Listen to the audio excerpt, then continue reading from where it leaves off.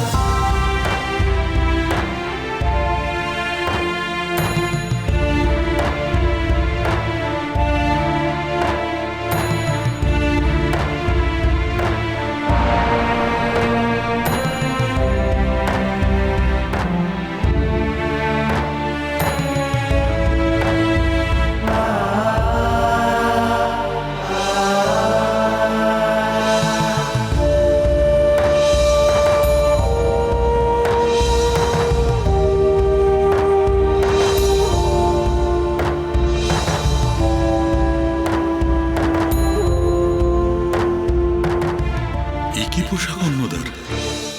সেই সাতরাসে যখন ওকে দেখেছিলাম তার সঙ্গে যে আকাশ পাতাল তফাৎ। অন্নদাকে দেখে তো নেহাত ছাপোষা মধ্যবিত্ত গৃহস্থ মনে হচ্ছে। ওর মধ্যে সাধকের যে ভাব ছিল তা তো আর নেই। তাহলে কি গিরিশের কথাই সত্যি? অন্নদা বদলে গেছে? কি হলো, আপনারা সবাই আমাকে দেখে এভাবে থমকে গেলেন যে?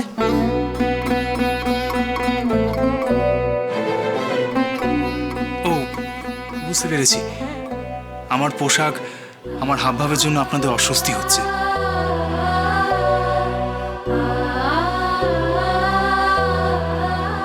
পুরনো অন্নদার সঙ্গে আজকের এই অন্নদাকে আপনারা কিছুতেই মেলাতে পারছেন না, সেটাই হলো গিয়ে সমস্যা। কি তাই তো শচীন? না না, সে কথা কখন বললাম? মুখ ফুটে বলনি ঠিকই, কিন্তু মনে মনে যে তুমি এই কথাই ভাবছিলে, এটাই তো সত্যি ভাই। বলো, অস্বীকার করতে পারবে? দেখো অন্নদা, ঢাক ঢাক গোড় গোড় আমার কোনো কালই আসে না, সেটা তুমি জানো। যা বলবার স্পষ্ট মুখের ওপর বলি।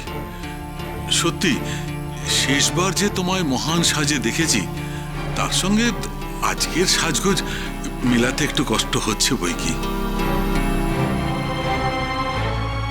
থামুন তো আপনি। আমার ঠাকুর ঘরে আমি গোপালকে এক এক দিন এক এক রকম করে সাজাই। পুজোর সময় মা দুর্গাকে এক এক রকম শাড়ি দিই। আপনারাও তো আপনাদের ব্রাহ্ম সমাজে ঈশ্বরের উদ্দেশ্যে এক এক দিন এক এক রকমের প্রার্থনা সঙ্গীত গান। প্রাণের ঠাকুর প্রাণেই থাকেন। বাইরের রূপ বদলালেও অন্তরের রূপ বদলায় কে? ভগবান কত রূপে আসেন। আমার তো এই সাজে এইভাবে ঠাকুরকে দেখতে কোনো অসুবিধা হচ্ছে না। আপনাদের এত অসুবিধা হচ্ছে কোথায়? আচ্ছা বড় বৌমা, ছোট বৌমা, তোমাদের কি কোনো অসুবিধা হচ্ছে? না না মা, কিসের অসুবিধে? না মা, আমিও তো আমার অন্নদাদাকেই দেখছি, আমার তো বেশ ভালোই লাগছে। তাই তো, মেয়েদের মন আর পুরুষ মানুষের মন আলাদা হয়। মেয়েরা শুধু অন্তরটুকুই দেখে, আর পুরুষ মানুষরা বাইরের রূপ খোঁজে। মা,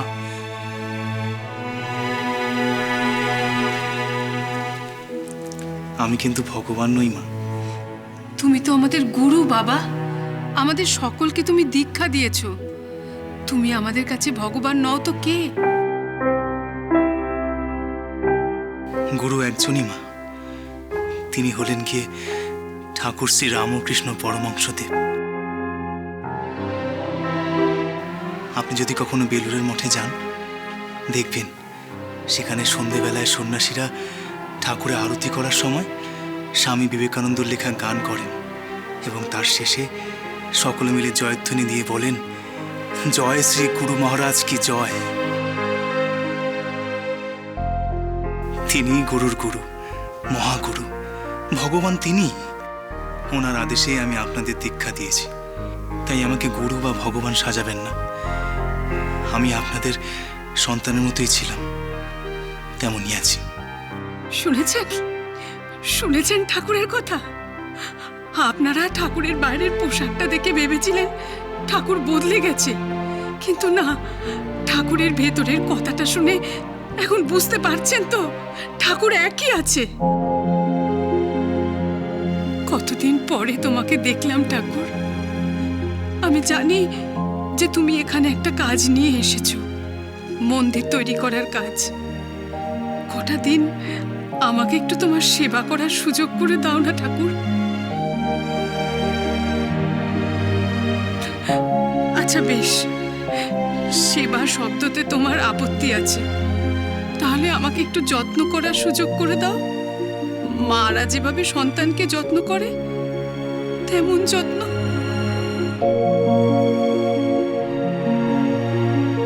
জীবন জুড়ে মায়ের যত্ন পাওয়ার জন্যই তো চারিদিকে দৌড়ে বেড়াচ্ছি মাগো। কখনো সেই মা আমার গর্ভধারিণী, কখনো বা আপনি, কখনো বা জগৎজননী আদিশক্তি মহামায়া আত্মা মা।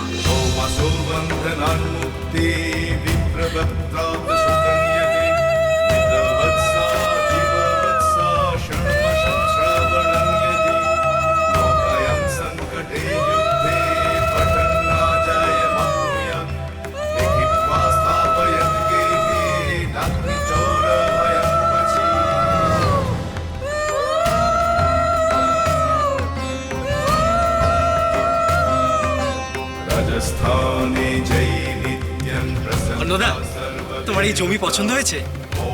হ্যাঁ, খুব হয়েছে। তোমার পছন্দের সত্যি কোনো তুলনা নেই শচীন। এবার যত তাড়াতাড়ি সম্ভব মন্দির গড়ার কাজে হাত দিতে হবে। কিন্তু অন্নদা, তোমার মনে আদ্যা মায়ের মন্দির তৈরি করা নিয়ে যে নকশা আছে, মানে ঠাকুর শ্রী রামকৃষ্ণ পরমহংসদেব স্বপ্নে যে মন্দির তৈরি করার কথা তোমাকে বলেছেন, সে মন্দির তৈরি করার জন্য যে টাকা লাগবে তা আমাদের কাছে নেই। আমরা টাকা জোগাড় করার চেষ্টা করছি। আমি আর শচীন ঘুরে ঘুরে অনেকের সঙ্গেই কথা বলেছি, কিছু টাকা জোগাড় হয়েছে, কিন্তু পুরোটা হয়নি। তো বেশ, তো টাকা জোগাড় হোক না, তাই বলে কি হাত গুটিয়ে বসে থাকলে চলবে? অন্তত আপাতত একটা ছোট মন্দির তৈরি হোক, ছোট মন্দির নয় একটা ঘর তৈরি হোক, এই জমিতেই হোক। ততদিনে মায়ের ছবি এনে এখানে এসে রাখি, মায়ের পুজো আরম্ভ করি, ভক্তরা আসুক, মাকে দেখুক, জানুক, ভালো করে চিনুক। তারপর দেখবে মাই মন্দির তৈরির টাকা ঠিক জোগাড় করে দেবে, যেমন এই জমিটা জোগাড় করে দিয়েছেন। কিন্তু এখানে ছোট ঘর করে মায়ের পুজো শুরু করলে থাকবে কে? আমার স্ট্রিট থেকে প্রতিদিন যাতায়াত করতে হবে।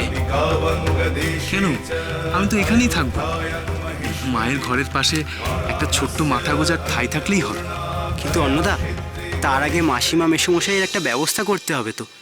তুমি মন্দির তৈরিতে মেতে উঠলে ওই দিকের কথা ভুলে যাবে তা আমি জানি, কিন্তু তুমি তাদের কথা দিয়েছো ওনাদের গঙ্গার তীরে এনে রাখবে।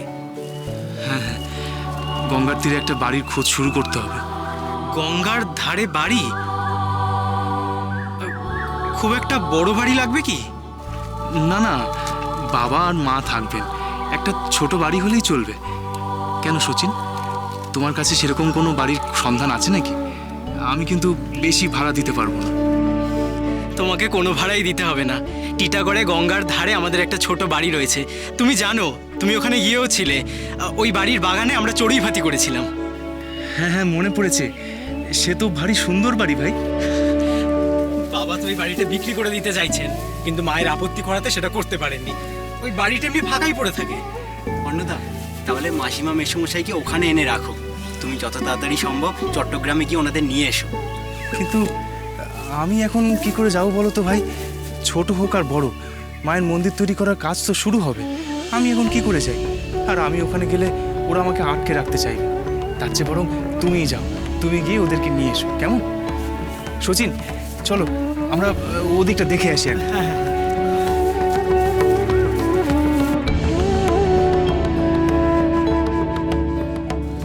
দুদিন আগে চট্টগ্রামে এক অন্নদাকে দেখলাম, আর আজ আরেকজন অন্নদা। তখন মনে হয়েছিল আদ্যা মায়ের মন্দির তৈরি নিয়ে ওর আর কোনো ভাবনাই নেই। ও পুরোপুরি সংসারে মেতে উঠেছে, কিন্তু আজ দেখে মনে হলো ওর সংসারের প্রতি কোনো পিছুটান নেই। ওর জীবন যেন আদ্যা মায়ের ভক্তিতে ভরা। কোন অন্নদা সত্যি, সংসারী অন্নদা নাকি ভক্ত অন্নদা, নাকি দুটোই? আদিশক্তি আদ্যাপি সোম থেকে শনি সন্ধ্যে ৭টায় আকাশ আট ও প্ল্যাটফর্ম 8-এ।